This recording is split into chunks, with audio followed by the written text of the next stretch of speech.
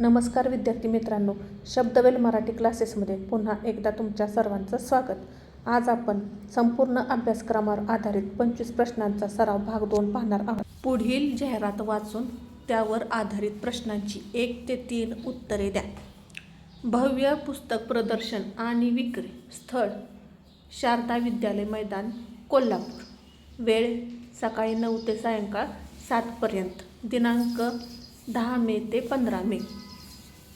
खास सवलत: कथा आणि कवितांच्या पुस्तकांवर 30% सूट. विशेष: प्रत्येक खरेदीवर एक सुंदर पेन मोफत. ही आपली आहे जाहिरात. आता जाहिरातीतील प्रश्न पाहूया. प्रश्न पहिला काय? हे प्रदर्शन कोठे आयोजित करण्यात आले आहे? 1. शारदा विद्यालय मैदान, वाचन मंदिर. 2. Kolhapur railway station. 4. सार्वजनिक वाचनालय. हे प्रदर्शन शारदा विद्यालय मैदान या ठिकाणी आयोजित केले. पर्याय क्रमांक 1 अ हे उत्तर आहे. प्रश्न दुसरा. प्रदर्शनात कोणत्या पुस्तकांवर 30% सूट मिळणार आहे? पर्याय अ. अभ्यासाच्या पुस्तकांवर. 2. चित्रकलेच्या पुस्तकांवर. 3. कथा आणि कवितांच्या पुस्तकांवर. 4. सर्व प्रकारच्या पुस्तकांवर. सवलत फक्त काय? कथा आणि कवितांच्या पुस्तकांवर 30% सवलत आहे. पर्याय क्रमांक 3 हे उत्तर आहे. प्रश्न तिसरा. पुस्तक खरेदी केल्यावर ग्राहकांना काय मोफत मिळणार आहे? 1. वही. 2. पेन. 3. पेन्सिल. 4. कंपास पेटी. पुस्तक खरेदी केल्यावर ग्राहकांना पेन मिळणार आहे. पर्याय क्रमांक 2 हे उत्तर आहे. प्रश्न पुढचा चौथा 4 ते 6. पुढील सुसंगत वाक्याचा परिच्छेद पूर्ण करण्यासाठी योग्य पर्याय निवडा. प्रश्न चौथा काय? उन्हाळा संपला की ... ऋतूची चाहूल लागते. पर्याय अ. हिवाळा. ब. पावसाळा. 3. शरद. 4. वसंत.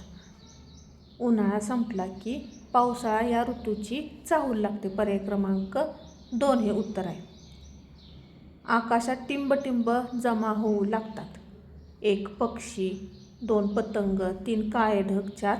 तारे. तर आकाशात काळे ढग जमा होऊ लागतात. पर्याय क्रमांक 3 हे उत्तर आहे. प्रश्न 6. शेतकरी आनंदाने टिंबची कामे करतात. सुगीच्या, पेरणीच्या, कापणीच्या क्या मळणीच्या? पर्याय क्रमांक ब. पेरणीच्या. शेतकरी आनंदाने पेरणीच्या कामाची तयारी करतो. प्रश्न 7.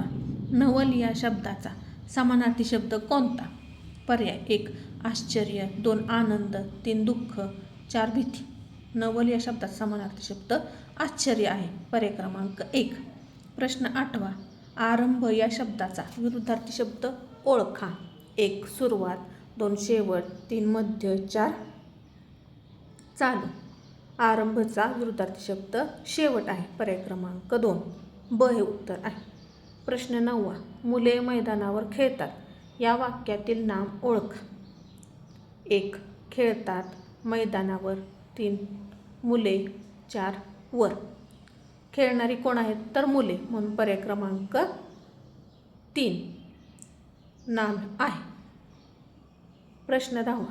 खालीलपैकी पुल्लिंग शब्द कोणता? 1. शाळा. 2. फळा. 3. खिडकी. 4. पाठी.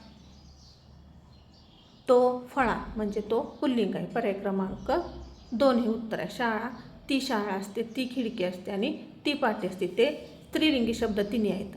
पुल्लिंगी शब्द फळा आहे. पर्याय क्रमांक 2 हे उत्तर आहे. प्रश्न 11. पाने या शब्दाचे एकवचन काय होईल? 1. पान. 2. पाना. 3. पाने. 4. पानू. पाने या शब्दाचे एकवचन पान.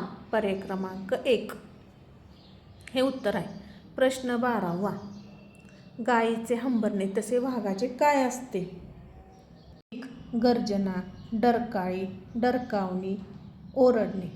गायीचे हंबरणे तसे वाघाची डरकाळी असते. पर्याय क्रमांक 2 हे उत्तर आहे. प्रत्येक प्राण्याच्या आवाजाला काय असतो? विशिष्ट आवाज असतो. प्रश्न 13. पक्ष्यांचा थवा तसा धान्याची काय? 1. रास. 2. जुडी. 3. थप्पी. 4. चळत. पक्ष्यांचा थवा तशी धान्याची काय असते? रास असते. धान्याच्या ढिगाऱ्याला रास असे म्हणतात. प्रश्न 14वा. राजा या शब्दाचे स्त्रीलिंगी रूप ओळखा. 1. राजे, 2. राणी, 3. राजकन्या, 4. राजमाता. राजाच्या विरुद्ध लिंगी स्त्रीलिंगी राणी, राजा, राणी. पर्याय क्रमांक 2 हे उत्तर आहे. प्रश्न 15वा. हात टेकणे या वाक्यप्रचाराचा योग्य अर्थ कोणता? 1. हात धुणे, 2. मदत करणे, 3. हार मानणे, 4. आशीर्वाद देणे. हात टेकणे म्हणजे काय करणे तर हार मानणे म्हणजे प्रयत्न करणं सोडून देणे. पर्याय क्रमांक 3 हे उत्तर आहे. प्रश्न 16वा. शुद्ध शब्द ओळखा. 1. परीक्षा, 2. परीक्षा, परीक्षा आणि परीक्षा. म्हणजेच इथं शुद्ध शब्द ओळखायला लावला आपल्याला. तर मराठीत परीक्षा हा शब्द लिहिताना रला काय असते? दीर्घ वेलांटी म्हणजे दुसरी वेलांटी असते. पर्याय क्रमांक 2. परीक्षा हा शुद्ध शब्द आहे. प्रश्न 17वा. जो दुसऱ्यावर उपकार करतो तो कोण? 1. परोपकारी, 2. स्वार्थी, 3. अहंकारी, 4. दानशूर. जो दुसऱ्यावर उपकार करतो तो परोपकारी असतो. पर्याय क्रमांक 1 हे उत्तर आहे. प्रश्न 18वा. उंट या प्राण्याच्या राहण्याच्या जागेला काय म्हणतात? 1. गोठा, 2. पागा, 3. वाडा, 4. पिलखाना किंवा वाळवंट. तर उंट या प्राण्याच्या राहण्याच्या जागेला पिलखाना किंवा वाळवंट असे म्हणतात. पर्याय क्रमांक 4 हे उत्तर आहे. प्रश्न 19वा. टिंब त्याला खवखवे या म्हणीतील गाळलेला शब्द भरा. पर्याय 1. पाणी, 2. मीठ, 3. खाई, 4. अन्न. म्हण काय आहे तर खाई त्याला खवखवे. पर्याय क्रमांक 3 हे उत्तर आहे. प्रश्न 20वा. मुले अभ्यास करत आहेत या वाक्याचा काळ ओळखा. 1. वर्तमान काळ, 2. भूतकाळ, 3. भविष्यकाळ, 4. अपूर्ण काळ. मुले अभ्यास करत आहेत म्हणजे इथे काही क्रिया घडत आहे. त्यामुळे पर्याय क्रमांक 1 वर्तमान काळ हे उत्तर आहे. भूतकाळात काय असते तर क्रिया घडून गेलेली असते, भविष्यात होणार असते. पर्याय क्रमांक 1 हे उत्तर. प्रश्न 21. फूलचे अनेक वचन काय? 1. फुला, 2. फुले, 3. फुलांना, 4. फुलं. फूलचे अनेक वचन फुले होतं. पर्याय क्रमांक 2 हे उत्तर आहे. प्रश्न 22वा. खालीलपैकी वेगळा शब्द ओळखा. म्हणजेच गटात न बसणारा शब्द ओळखायला सांगितलं. चिवचिवाट, 2. कावकाव, 3. गाणे, 4. गुंजारो. चिवचिवाट, कावकाव आणि गुंजारो हे पक्ष्यांचे किंवा कीटकांचे आवाज आहेत. गाणे हा काय आहे तर मानवी प्रकार आहे, मानवी कलेचा प्रकार आहे, म्हणून तो गटात बसत नाही. पर्याय क्रमांक 3 हे उत्तर आहे. प्रश्न 23वा. डोळे या शब्दाचा समानार्थी शब्द खालीलपैकी कोणता नाही? 1. नयन, 2. लोचन, 3. चक्षु, 4. कान.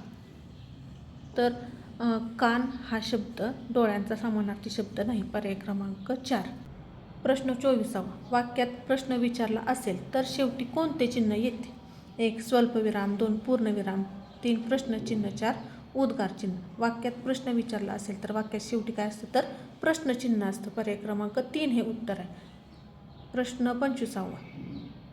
हत्ती या शब्दाचा समानार्थी शब्द कोणता? 1. गज, 2. केसरी, 3. अश्व, 4. खग. हत्ती या शब्दाचा समानार्थी शब्द आहे गज. पर्याय क्रमांक 1 हे उत्तर आहे.